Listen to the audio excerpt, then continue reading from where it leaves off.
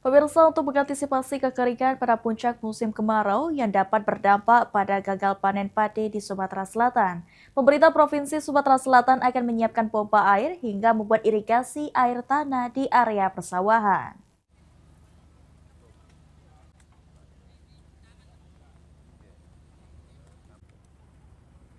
Untuk mengantisipasi terjadinya kekeringan di area persawahan pada puncak musim kemarau yang dipengaruhi fenomena El Nino yang dapat berdampak pada gagal panen padi di Sumatera Selatan,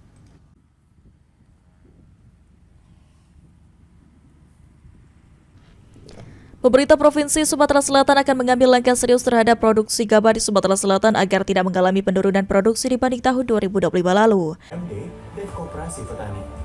Dan penguatan toko pantau inflasi melalui kegiatan gerakan pasar dan pangan murah.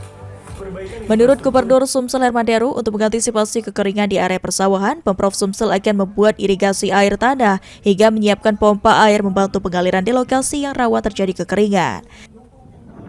Nino ini kita harus siasati dengan tambahan kalau memang ini kering setelah Mei menjelang Agustus kita akan siapkan pompa sebanyak-banyaknya bahkan irigasi air tanah. Jadi kita akan lebih perbanyak sumber air dari sumur bor. Oh, misalnya masyarakat petani misalnya kekeringan tuh Pak Gebe? Ya, kalau di titik-titik tertentu yang memang rawan dan ini sudah kita praktekkan sumur bor itu ternyata sangat membantu.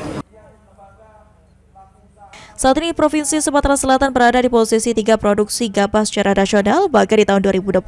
Sumsel ditargetkan untuk melakukan cetak lahan baru sawah atau LBS seluas 48.000 hektar untuk membantu ketahanan pangan nasional. Eki Saputra, PAL TV.